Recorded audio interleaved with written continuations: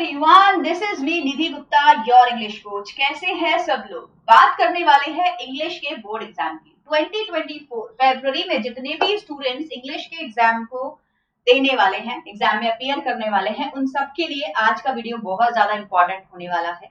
आज के वीडियो में मैं आपको एक वन स्टॉप सोल्यूशन लेकर आई हूँ। ऐसा ब्लूप्रिंट आपको बताने वाली हूँ जो आपके एग्जाम से काफी मैच करेगा, रिलेट करेगा। तो हम लोग क्या करेंगे आज? अगर हम उन स्टूडेंट्स में से हैं जिन्होंने अभी तक कुछ भी पढ़ा नहीं है इंग्लिश में और हमें यही नहीं समझ आ रहा कि शुरुआत कैसे करनी है, तो ये वीडियो आप लोग देख लीजिए, आपको काम आएगा। अगर हम उन स्टूडेंट्स में से हैं जिनको अभी बाइफर्केशन नहीं पता है, कितने सेक्शन, कौन सा सेक्शन कितने नंबर का आने वाला है, तो ऑफ कोर्स ये वीडियो मेरे लिए होने वाला है, तो मुझे ये वीडियो पूरा देखना है। सिलेबस को अगर आप आज रेक्टिफाई करना चाहते हैं, चेक करना चाहते हैं कि मेरा जो सिलेबस है वो कितना है, कैसे है, लिटरेचर का क्या है, ग्रामर का क्या है, कौन सा पैराग्राफ रीडिंग में आएगा, डिस्कर्सिव, फैक्चुअल, या राइटिंग में जो एनालिटिकल पैराग्राफ आने वाला है वो किस टाइप का आएगा, क्या क्या आ सकता है वो भी मैं डिस्कस करूंगी। कैसे इसको सारे नंबरिंग करनी है मैम, पहले कौन सा सॉल्व करें, कौन सा नहीं करें, और क्या प्रो टिप है जो निधि मैम आज के सेशन में आपको बताने वाली है, वो सारी चीजें आप लोगों के लिए इंपॉर्टेंट रहेंगी। 10 से 15 मिनट का सेशन रहेगा, लेकिन आपको एक प्रॉपर ब्लूप्रिंट इंग्लिश के एग्जाम का मिल जाने वाला है आज के सेशन में। तो चलो करते हैं सेशन की शुरुआत। तो ब्लूप्रिंट ऑफ 2023-2024 इंग्लिश एग्जाम फरवरी में जो आप लोग देने वाले हैं। कितना क्यूट लग रहा है ये बच्चा। चलो, सो 10th का बच्चा इसी तरीके से इस टाइम शॉकिंग पोजीशन में है, सोच रहा है भाई कि कैसे एग्जाम को क्लियर करना है, क्या क्या चीजें हैं, कुछ रह ना जाए, कुछ मिस ना हो जाए। तो कुछ मिस नहीं होगा, अगर आप निधि मैम की क्लासेस में रेगुलरली आते हैं तो मैं आपको हर चीज में सब कुछ सिखा रही हूँ। तो बहुत ही कम ऐसे यूट्यूब चैनल्स होंगे जहाँ पे आपको प्रॉपर टीचर गाइड कर रहा है, मेंटोर कर रहा है, उंगली पकड़ के लेके जा रहा है एग्जाम तक, right? So this is one of those channels, संकल्प भारत फाउंडेशन। तो मैं आप लोगों को यहाँ इंग्लिश पढ़ाती हूँ, निधि मैम नाम है मेरा। अगर आप लोग पहली बार देख रहे हैं, लाइक करना वीडियो को पसंद आएगा तो। कैसे रहेगा एग्जाम अप्रोच बच्चों? सबसे पहली बार जो मैं एग्जाम पेपर में आपको बताने वाली थी, बहुत सारे बच्चों के ना क्वेश्चंस रहते हैं कि मैम इंपॉर्टेंट चीज बता दीजिए पेपर में क्या आएगी। तो सबसे बड़ी चीज जो आपको जाननी है ना बच्चों को, ये है कि आपका जो पेपर होगा, मान लीजिए कि आपका क्वेश्चन पेपर है, and the most important thing about it is that in paper you are going to get बच्चों multiple sets of paper। ये काफी बच्चों के लिए ना एक शॉकिंग न्यूज हो जाती है, उनको लगता है कि हमारे पास ABCD पेपर आएंगे और हो सकता है कि वो हमारे स्टेट में सेम पेपर हो, दूसरे के स्टेट में सेम पेपर हो, ऐसा हो जाएगा। नहीं, अभी CBSE बहुत स्मार्ट प्ले करती है। अगर आप यहाँ बैठे हुए ना, ठीक है, मान लीजिए ये आपकी सीट है, इस वाले बच्चे का पेपर, राइट वाले का, लेफ्ट वाले का, सामने वाले का, पीछे वाले का, हर किसी के पास में मल्टीपल सेट आने वाला है। Why am I telling this to you? Because एक तो चीटिंग करने की सोचना भी मत, है ना। जैसे हम लोग के टाइम पे होता था ना बच्चों, हम लोग के टाइम पे क्या होता था, हम इस तरीके से आराम से पेपर एक दूसरे से पूछ रहे, कर रहे हैं। तो देखो, इसका पेपर, इसका पेपर, इसका पेपर, इसका पेपर, चारों का अलग होगा। तो ये जो कर रहे हैं ना, ये दोनों ऐसे पूछने का, वो आप कर नहीं पाओगे। ABCD में आंसर आप लोग एक दूसरे से नहीं पूछ पाओगे, फिर से ये पूछेगी तो वो पॉसिबल आप लोगों के लिए होने नहीं वाला है कि आपने चीटिंग करी, नोटबुक खोली ना, कुछ नहीं होगा, क्योंकि मल्टीपल सेट कितना क्यूटली मुझे ना GIF लगा, तो मैं ये लगाई हूँ आप लोगों को बताने के लिए कि ऐसे नहीं होने वाला है। आप लोग ऐसा कर नहीं पाओगे कि पर्ची में से चीटिंग कर लो या ये, क्योंकि मल्टीपल सेट का मतलब पता है क्या हो गया? मल्टीपल सेट का मतलब ये हो गया कि आपके सेट ए में जो क्वेश्चन होगा वो बी में नहीं होगा, बी में जो होगा वो सी में नहीं होगा। तो क्या इंपॉर्टेंट बचा इसमें? जो बच्चे पूछते ना मैम इंपॉर्टेंट क्या है, उनके लिए ये आंसर है। यहाँ कुछ भी इंपॉर्टेंट रहेगा ही नहीं, क्योंकि मैंने अगर आपको बोला कि भोली चैप्टर बहुत इंपॉर्टेंट है, तो भोली का क्वेश्चन आएगा, लेकिन आपके सेट में ना आके किसी और के सेट में आ जाएगा। तो उसके सेट में किसका क्वेश्चन आया? उसके सेट में आ गया अ थीव स्टोरी का। थीव स्टोरी का सी में आ गया, और डी सेक्शन, डी जो सेट था उसमें किसका आ गया? मिडनाइट विजिटर का आ गया। तो ओवरऑल बोलने वाली बात यह है कि कोई भी सेट आपके पास में आएगा और हर सेट में क्वेश्चन चलाएंगे, तो कितना इंपॉर्टेंट ढूंढोगे भाई। इसीलिए बात जो ज्यादा इंपॉर्टेंट है वो ये है कि हमको क्वेश्चंस, आंसर्स, सब्जेक्ट से रिलेटेड हर टॉपिक क्लियर होना चाहिए, हमको पूरा सिलेबस अच्छे से पता होना चाहिए। ये ज्यादा इंपॉर्टेंट है रादर देन कि इंपॉर्टेंट क्या आएगा। इंपॉर्टेंट तो कुछ भी नहीं है, सब कुछ काम का है। जब मैंने आपको इतना बता दिया कि जिस तरीके से यहाँ पे आपको दिखाई दे रहा होगा मल्टीपल सेट क्वेश्चन पेपर रहेंगे, तो वैसे ही रहेंगे। अच्छा, पेपर दिखने में कैसा होगा, चलो वो भी देख लेते हैं। जब ब्लूप्रिंट की बात कर रहे हैं तो पेपर कैसे पीछे रह जाएगा? पेपर देखने में कुछ ऐसा होगा, यहाँ पे आपका कोड होगा, जैसे ये कोड है 251, ऐसे ही एक और कोड होगा, उसमें लिखा होगा 111। देख रहे हो, ये भी मैं ना क्वेश्चन पेपर में से ही निकाल के लाई हूँ। लास्ट ईयर के जो बच्चे थे उनका क्लिक फोटो लेके फिर मैंने ये ऐसे यहाँ पे एडिट करके डाला हुआ है। यहाँ आप लोग अपना रोल नंबर फिल करते हैं, ठीक है, सीरीज भी अलग होती है यहाँ पे और कोड भी अलग होता है। इस तरीके से कुछ कुछ कोड देखेगा, 251 111 सेट ए ही है, दोनों ये भी सेट है ये भी सेट है, लेकिन इनके कोड अलग है। आप लोग नोटिस करोगे तो आपको पता चलेगा, ठीक है। कुछ इस तरीके से बच्चों हमने कोड करने हैं, तो ये वाली चीज तो भूल ही जाओ कि हम एक दूसरे से आंसर करेंगे, because you are going to get multiple sets of that. तो मैम क्या करें, पेपर की तैयारी कैसे करें, क्या रहेगा ब्लूप्रिंट और किस तरीके से तैयारी करनी है, वो मैं आपको अभी बताने वाली हूँ।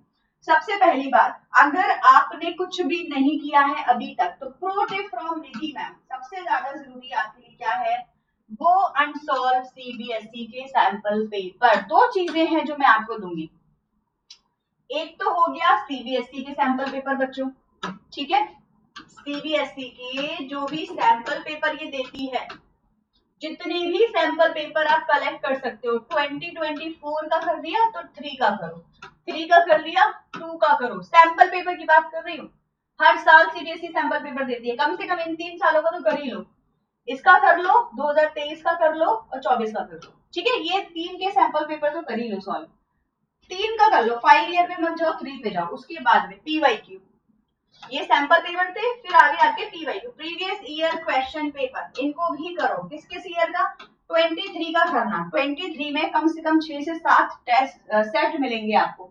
वैसे तो 10 के करीब थे, बट आप जितना पकड़ पाओ उतना। अगर आपके पास लिंक नहीं है तो मुझे बोलना, I will send you the link, comment section में मैं लिंक डाल दूंगी, जहां से आप सीधे पीवाईक्यू लास्ट 23 के पे पहुंच जाओगे, सॉल्व कर लेना। उसके अलावा मैं सेक्शन वाइज पीवाईक्यू करा रही हूँ। आज जब भी मैं ये रिकॉर्ड कर रही हूँ वीडियो, उस दिन मैंने पीवाईक्यू ग्रामर कराया है। आप जाइए लाइव सेशन में, आपको पीवाईक्यू सीरीज में मेरा पीवाईक्यू का सेशन दिखेगा ग्रामर का। फिर हम रीडिंग भी करेंगे, राइटिंग भी करेंगे, लिटरेचर भी करेंगे।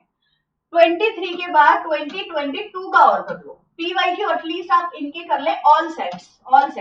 6-7 सेट इसके हो गए, 6-7 सेट इसके हो गए, आपको आइडिया लग जाएगा किस तरीके का पेपर आएगा। तो अगर सबसे पहली बात आपने कुछ किया नहीं है, पेपर कुछ नहीं किया, इंग्लिश में अभी तक कुछ नहीं, क्योंकि मैं मैथ में बिजी था, साइंस में बिजी था, फिर मैंने एसएसटी पढ़ना शुरू कर दिया। और मैडम अब दिसंबर जनवरी में मैं जब ये वीडियो देख रहा हूँ, अब मुझे इंग्लिश करनी है, कैसे करूं मैं। सबसे पहले जाओ सैंपल पेपर देखो, क्योंकि सिलेबस तो कर रखा है ना, पेपर प्री बोर्ड तो दे ही रखा है ना, उसके बाद की बात हो रही है। तो आप सैंपल पेपर और प्रीवियस ईयर क्वेश्चन पेपर को सॉल्व करिए और देखिए आपका दिमाग कितना चल रहा है, क्या लेवल का आपका पेपर है। उसके बाद में अपना सिलेबस जरूर से देख लो कैसे आएगा। This is going to be actual blueprint जो आप यूज करोगे। सेक्शन वाइज कैसे करना है वो भी अभी आपको मैं बता दूंगी, एक दिन वीडियो बनाऊंगी जिसमें हर क्वेश्चन से रिलेटेड बताऊंगी कि कौन सा क्वेश्चन कितने में आएगा। बाकी आज भी आपको शॉर्ट लॉन्ग लिटरेचर सब बताने वाली हूँ। रीडिंग कॉम्प्रिहेंशन सबसे बड़ा सेक्शन होगा आपके लिए, ठीक है। सेक्शन है रीडिंग कॉम्प्रिहेंशन, जो कि 20 नंबर का होने वाला है। इससे रिलेटेड क्वेश्चन कैसे आएंगे मैम, रीडिंग सेक्शन 20 नंबर का आपका होगा। मेन ऑब्जेक्टिव रहेगा कॉम्प्रिहेंशन करना सिखाना, इंटरप्रिटेशन करना, एनालिसिस करना आपको आ जाना चाहिए अगर कोई भी टॉपिक है तो, इन्फरेंस आनी चाहिए उस चीज की, क्या मीनिंग है, क्या वैल्यूज दी जा रही हैं, इवेल्युएशन एंड वोकैबुलरी, ये सारी चीजें आपसे पूछी जाएंगी। आप सीबीएसई का सैंपल पेपर खोलो अभी के भी, आप नोटिस करोगे कि वहां पे हर क्वेश्चन के आगे इनमें से एक वर्ड लिखा हुआ है, मतलब इस आंसर में डिटेल पूछ रहे हैं, इस आंसर में एनालिसिस करना पूछ रहे हैं, इस आंसर में देख रहे हैं कि आप इन्फरेंस कर पाते हो, इस आंसर में वोकैबुलरी पूछ रहे हैं। हर क्वेश्चन के पीछे ब्रैकेट में इनमें से एक वर्ड लिखा होगा। आप देखिए सीबीएसई का सैंपल पेपर, आपको रियलाइज होगा मैं क्या बोल रही हूँ, ठीक है। सीबीएसई का सैंपल पेपर सीबीएसई की साइट पे मिल जाएगा, ऑफिशियल साइट पे जाइए, सीधे वहां से डाउनलोड करिए।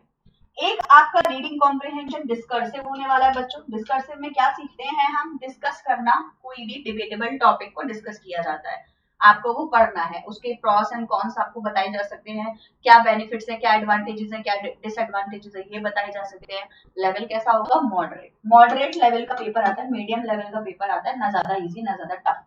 केस बेस्ड स्टडीज होता मीडियम है, लेकिन आपको देखने में टफ लगेगा, क्योंकि यहाँ पे डेटा दिया होता है बच्चों। क्या दिया होता है, डेटा, कोई टेबल दे दी जाएगी, कोई चार्ट बना के दे दिया जाएगा और आपको काफी डेटा दिया जाएगा। उस डेटा को आप ना भी पढ़ोगे तो भी आप 4 आंसर वैसे ही लिख सकते हो, 4 से 5, बट डेटा पढ़ना पड़ेगा, क्योंकि 2-3 आंसर उस डेटा से भी पूछे जाते हैं। इसको बोलते हैं case based paragraph. Case based से मतलब हो गया फैक्चुअल, आपको डेटा दिया जा रहा है, वहां पे कोई केस स्टडी हुई है, उससे रिलेटेड आंसर्स आपको करने हैं। तो फैक्चुअल या केस बेस्ड पैराग्राफ हम इसको बोलते हैं, जिसमें आपको इजीली वर्ड्स में आंसर नहीं होगा, कुछ डेटा भी दिया होगा, इस ईयर में इतनी ग्रोथ हुई, उस ईयर में इतनी ग्रोथ हुई, बताइए कैसे कैसे हुआ, एनालाइज करके। तो 5 क्वेश्चन आप सीधे सीधे पैराग्राफ से दे सकते हैं, पैराग्राफ भी होता है, और कम से कम 3 से 4 क्वेश्चन आपके डेटा से रिलेटेड होते हैं। तो इसमें 8 to 10 क्वेश्चन आ सकते हैं, या तो 8 आएंगे, एक दो नंबर का आ जाएगा, अदरवाइज 10 आ जाएंगे, टोटल 10, एक नंबर का इक्वेशन 10 के 10, ठीक है, इस तरीके के भी आ सकता है। तो ये हो गया आपका सेक्शन ए रीडिंग, जिसकी मैं आप लोगों को बात बता रही थी। पेपर 80 नंबर का, ये सबको पता है, 20 नंबर रीडिंग के आपके गए। टाइम कितना है हमारे पास में, 3 आवर्स, प्लस आपके 15 मिनट्स रीडिंग के भी होते हैं, तो ये भी आपके पास है, तो 3.5 हो गया आपके पास में, है ना। 5 मिनट पहले अगर पहुंचना होता है तो 3 पॉइंट पूरा आपका क्या हो गया, 3.5 बेसिकली 3.5 घंटे आपके पास में रहने वाले हैं। चलो आगे बढ़े। फिर नेक्स्ट जो आपका सेक्शन आपको दिखाई देगा पेपर में, वो रहेगा आपका राइटिंग सेक्शन। राइटिंग सेक्शन में हम 10 नंबर में 2 राइटिंग करेंगे। कौन कौन सी 2 राइटिंग है हमारे पास में, एक रहेगा हमारे पास में लेटर राइटिंग बच्चों, ठीक है, 10 नंबर का लेटर राइटिंग आपके पास आएगा। तो एडिटर को लेटर आना फॉर श्योर है, 100% एक लेटर टू एडिटर आएगा ही आएगा। तो आप ये अगर कर जाते हैं तो आपको बाकी सब में टेंशन लेने की जरूरत नहीं है। कंप्लेंट लेटर एडिटर लेटर के जैसा ही होता है, टॉपिक है, कोई प्रॉब्लम है, उसी के ऊपर आपने बात करनी है। तो एनालिटिकल चाहे आपका एडिटर के लिए हो, चाहे आपका कंप्लेंट के लिए हो, मोस्टली बात एक ही होती है, तो ज्यादा कंफ्यूज नहीं होंगे। इंक्वायरी के लिए, ऑर्डर के लिए, रिकमेंडेशन के लिए, और आजकल जो बहुत अच्छे अच्छे लेटर आ रहे हैं वो हो रहे हैं एडवाइजेबल लेटर, सजेशन वाले लेटर, है ना। मैं यहाँ पे ऐड कर देती हूँ उसको, सजेशन। तो वैसे तो हम लेटर राइटिंग में आपको क्या सिखाते हैं, कोई भी प्रॉब्लम चल रही है बेटा तो प्लीज उसमें सजेशंस या सॉल्यूशंस भी लिख के देना, हम सिखाते हैं आपको लेटर लिखते टाइम। लेकिन ये सजेशन के लेटर भी स्पेशली आपसे पूछे जा रहे हैं, जैसे कि हमारे एरिया में ये प्रॉब्लम चल, क्वेश्चन में बोल दिया जाएगा ये प्रॉब्लम चल रही है, इसके सोल्यूशन में हम चाहते हैं कोई क्लब बनाए आप। मेरे एरिया में लोगों को इंग्लिश नहीं आती है, अपनी लोकल लैंग्वेज में वो लोग बातें कर रहे हैं, बट मैं चाहता हूं कि आप as a language club monitor या हेड ऑफिस हेड बॉय आप अपने एरिया में क्लब बनाइए और क्लब के थ्रू लोगों को इंग्लिश में बात करना सिखाइए। इसके लिए आपके पास में क्या, इस प्लान को इम्प्लीमेंट करने के लिए आपके क्या सजेशंस हैं, क्या उपाय हैं आपके पास, बताइए।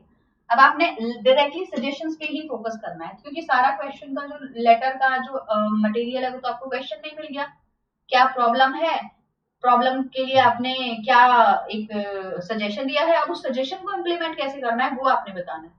तो ये बहुत आ रहा है, चांसेस है कि ये आएगा, ये एडिटर के फॉर्म में भी आ सकता है, कंप्लेंट के फॉर्म में भी आ सकता है, बात एक ही है, पर इस तरीके का लेआउट रहेगा उसका, ठीक है। चलो, तो ये सब जो है आपके क्या है, 5 नंबर में लेटर आपसे पूछा जाएगा। उसके बाद में नेक्स्ट 5 नंबर आपके एनालिटिकल पैराग्राफ के रहेंगे। एनालिटिकल पैराग्राफ में कैसा आता है मैम, स्वॉट आता है बेटा, strength, weakness, opportunities, threat, pie chart, bar graph, line graph, किसी भी तरीके से एनालिटिकल पैराग्राफ आपसे पूछा जा सकता है। पाई चार्ट बना होगा, डेटा दिया होगा, जाइए उसको वर्ड में डिस्क्राइब कीजिए।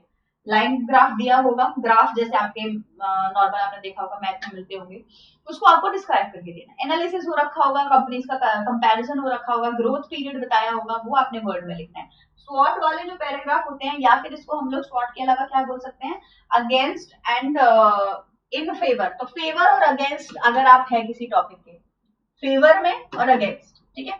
तो मैं कोई मेरे को सिनेरियो बताया गया, मुझसे पूछा जाएगा क्या आप इस सिनेरियो के फेवर में है या अगेंस्ट में। अगर मैं फेवर में तो मुझे फेवर की बातें करनी है, अगेंस्ट में तो अगेंस्ट की। कैसे करूंगा बातें मैम, डेटा सब लिखा हुआ मिलेगा, यही एनालिटिकल पैराग्राफ होता है। जो भी कुछ डेटा दिया गया है आपको वर्ड्स में दिया हुआ होगा, इन वालों में तो वर्ड्स में दिया होगा, आपने सैंपल पेपर, इसीलिए बोला था सैंपल पेपर देख लो, देखोगे ना वहां मिल जाएगा, आप समझ जाओगे मैं क्या बोल रही हूँ। तो ये अगर आपने डेटा वहां पे दिया हुआ होगा, उसी को ही आपने क्या करना है, अपने फेवर में या अगेंस्ट में लिख के देना है। बहुत इजी होता है, एक बार चीजों को एनालाइज करना, कॉम्प्रिहेंड करना आ गया तो समझो बल्ले बल्ले 5 नंबर फ्री के। लैंग्वेज आपकी अच्छी होनी चाहिए लिखते टाइम, ठीक है जी। चलो, तो मैंने आपको राइटिंग सेक्शन भी बता दिया। नेक्स्ट जो हमारा सेक्शन है वो है ग्रामर का। कितने नंबर का आएगा मैडम, 10 नंबर का। ग्रामर में तो कुछ बताने की जरूरत है नहीं, आप सबको पता है ऑलरेडी। ग्रामर हमारा खतरनाक तरीके से आता है, 10 नंबर की ग्रामर है। क्वेश्चन आते 12 है, लेकिन हमें करने उसमें से 10 होते हैं। टाइम पीरियड बस 10 मिनट का आपके पास में है।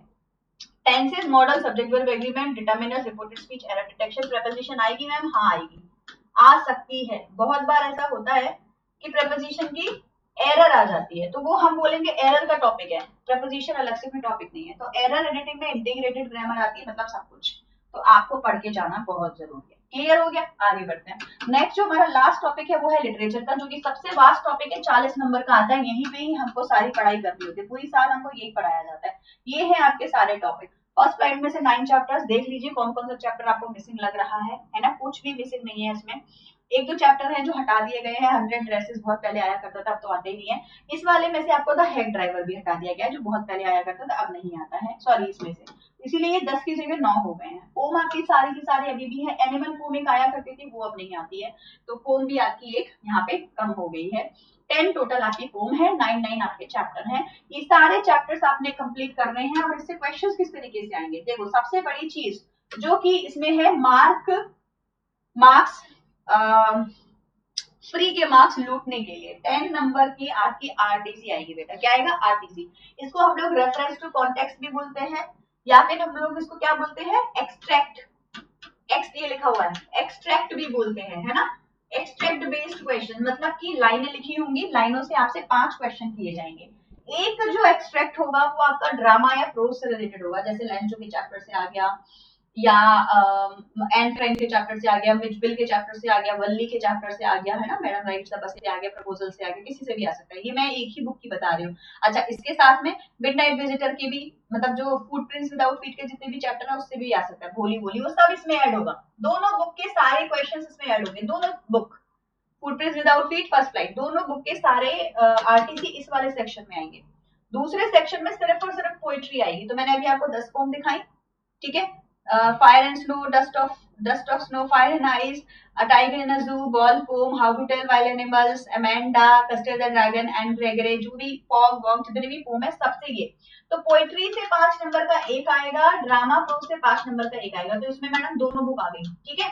तो अब आप समझ लो, 2 बुक में 18 चैप्टर, 18 चैप्टर में से एक आरटीसी। अब आप पूछो मैडम कौन सा इंपॉर्टेंट है? बेटा आप समझ गए ना, हर एक के पास अलग अलग सेट होगा। अब आप देख लो कौन सा इंपॉर्टेंट है। आपके सेट में कुछ और होगा, सामने वाले के में कुछ और होगा, ठीक है?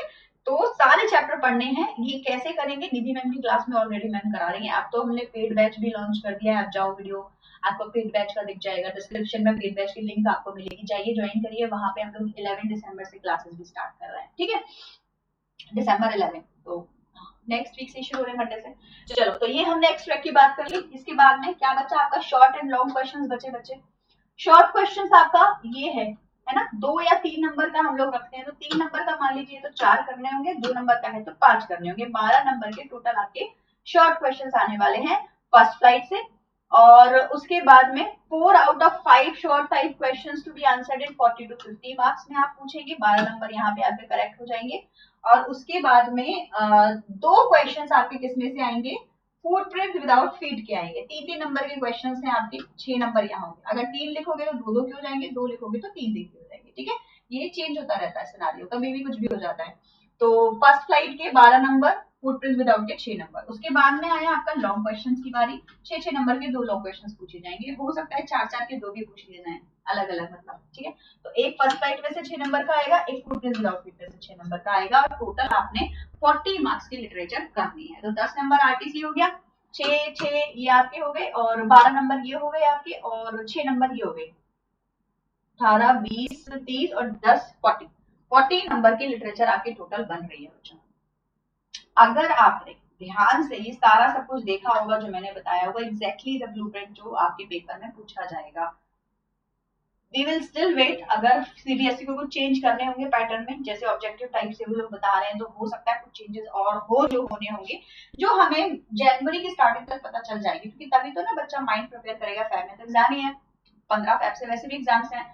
तो जो माइंड प्रिपेयर हमको करना है अपना, वो हमको इसी पैटर्न के हिसाब से करके रखना है। लेकिन फिर भी अगर गुंजाइश बची, ऐसा लगा हमको कि सीबीएसई को कुछ चेंज करना है, तो वो हमको बहुत जल्दी ही जनवरी तक सीबीएसई बता देगी। तो फिर मैं आपको जो एग्जैक्ट कुछ भी अगर अपडेटेड न्यूज होगी तो दे दूंगी, ठीक है?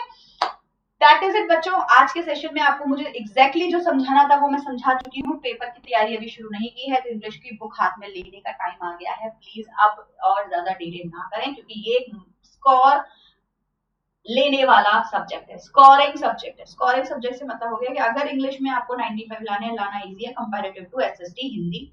SST science and math. SST science math में बहुत मेहनत करने के बाद 90 प्लस आएंगे, इंग्लिश में ठीक ठाक मेहनत करने के बाद भी 95 आ सकते हैं। कहाँ नंबर नहीं कटाने हैं वो आपको ध्यान रखना है। ऐसे जेनरिक्स में मैं चीजें बताती रहती हूँ, तो शॉर्ट वीडियोस का वेट किया करो, कभी भी दिख जाए तो जरूर देखो चैनल पे, और पसंद आया होगा तो वीडियो लाइक भी करना। चलो मैं मिलूंगी आपसे लाइव सेशंस में। Bye everyone, take care.